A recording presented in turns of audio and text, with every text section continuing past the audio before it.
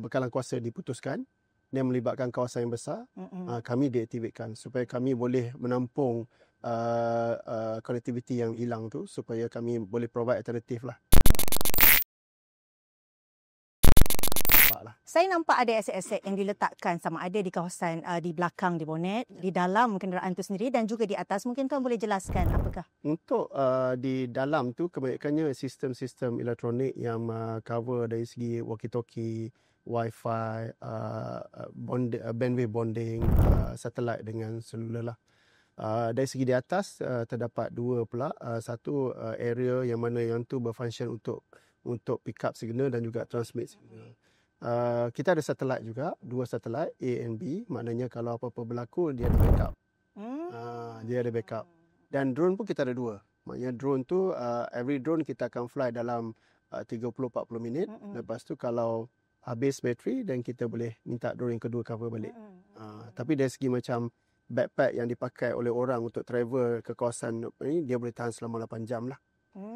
Dan di belakang tu kita ada power supply yang kita akan backup dengan even solar charger. Kalau ada matahari, kalau ada cahaya yang baik, maknanya solar boleh di-charge juga. Boleh digunakan. Digunakan juga.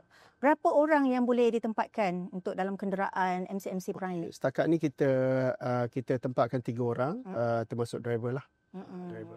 Sebenarnya bagaimana proses atau prosedur yang okey, kita kena keluarkan MCMC Prime sekarang. Okey, mungkin ada prosedurnya sebab kita pun ada agensi-agensi lain kan? Betul. Bagaimana? So, kita basically macam saya cakap tadi, kita dah buat segala latihan di peringkat state, peringkat negeri. Cumanya untuk pengetahuan semua, kita juga ahli majlis dalam jawatan kuasa pengurusan banjir negeri.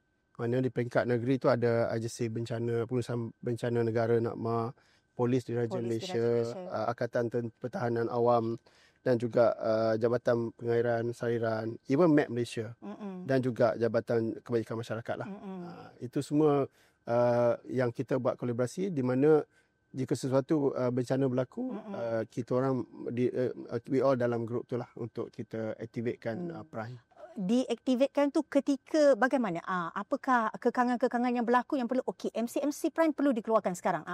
Setakat ni berdasarkan di Sabah tu kita nampak bila contoh bekalan kuasa diputuskan dan melibatkan kawasan yang besar, kami deaktifkan supaya kami boleh menampung connectivity yang hilang tu, supaya kami boleh provide alternatif lah.